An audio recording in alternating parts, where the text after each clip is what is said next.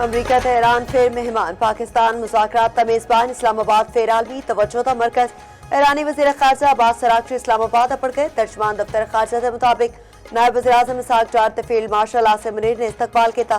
ईरानी वज़ीर ख़ारजा पाकिस्तान की आला क़यादत नाल मुलाकात करनगे।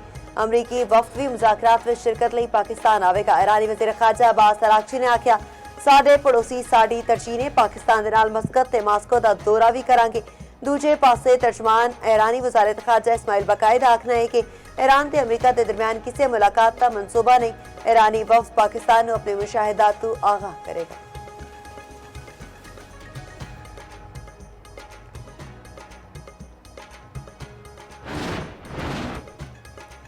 तर्जमान व्हाइट हाउस के स्टीव विटकॉफ ते जैरेड कुशनर की अज इस्लामाबाद रवानगी की तस्दीक।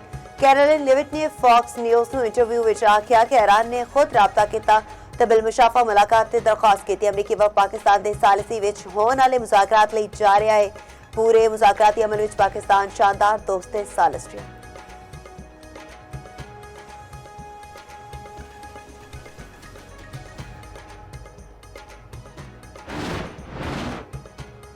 ईरान गल करना चाहता है, वेखते हैं कोई मुआहदा करता है या नहीं। अमरीकी सदर ट्रंप ने राइटर्स नाल गलबात करते आख्या ईरान विच बाइख्तियार लोकां नाल गल कर रहा। ईरान अमरीकी मुतालबियात के हल लई एक पेशकश की तैयारी कर रहा है। होर भी आख्या अगले हफ्ते शाह चार्लस नाल ईरान नेटो ते डिजिटल टैक्स सने मामले उत्ते गल करन दा इरादा है।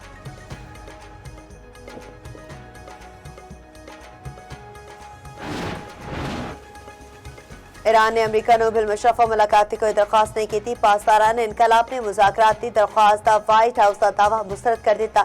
ईरानी मीडिया के मुताबिक मौजूदा हालात में अमरीका नाल मुज़ाकरात का कोई फैसला किया न कोई पेशरफ ज़ेरे गौर आई। पासदारान इनकलाब का कहना है कि अमरीकी फौज नाल ताउन के शोबे विच एक जहाज को कब्जे विच लिया है।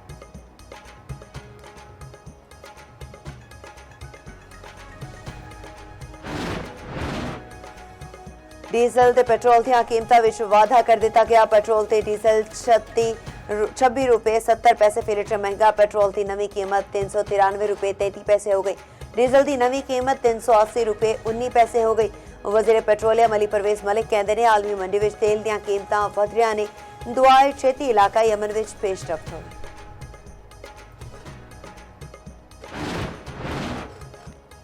पेट्रोल की कीमत विच वाधे की वजह सामने आ गई। हुकूमत ने पेट्रोल उत्ते लेवी विच 26 रुपए 77 पैसे फी लीटर वाधा कर दिता। पेट्रोल उत्ते आयत लेवी 80 रुपए 61 पैसे तो वधा के 107 रुपए 38 पैसे फी लीटर कर दी गई। हाई स्पीड डीजल उत्ते लेवी की शरह सिफर बरकरार रखी गई। लेवी ना वधान नाल पेट्रोल की पिछली कीमत बरकरार रखी जा सकती है।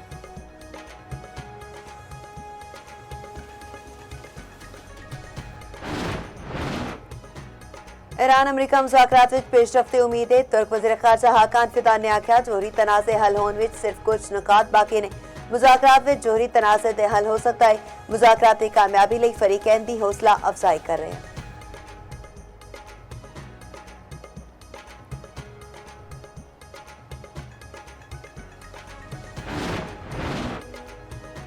ईरानी सुप्रीम लीडर का कौम के इत्तेहाद को खराज तहसीन आयतुल्ला मुश्तबा खामनाई का कहना है ईरानी कौम के गैर मामूली इत्तेहाद की बदौलत दुश्मन विच दरार पै गई। ईरानी कौम ने दुश्मन को नुमाया तौर उत्ते कमजोर किया है। इहो जे इकदाम कौमी इत्तेहाद को होर मजबूत ते फौलादी बना देंगे।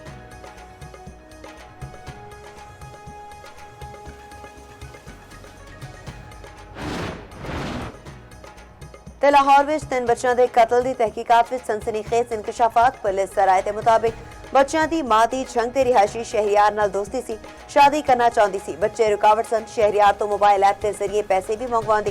गुज़िश्ता रोज अपने 3 बच्चों के कतल के इल्जाम विच मां को गिरफ्तार किया गया सी। अदालत ने गिरफ्तार मां का 5 रोज़ा जिस्मानी रिमांड मंजूर कर लिया ते ना बच्चों को जंग विच सुपुर्दे खाक कर दिता गया।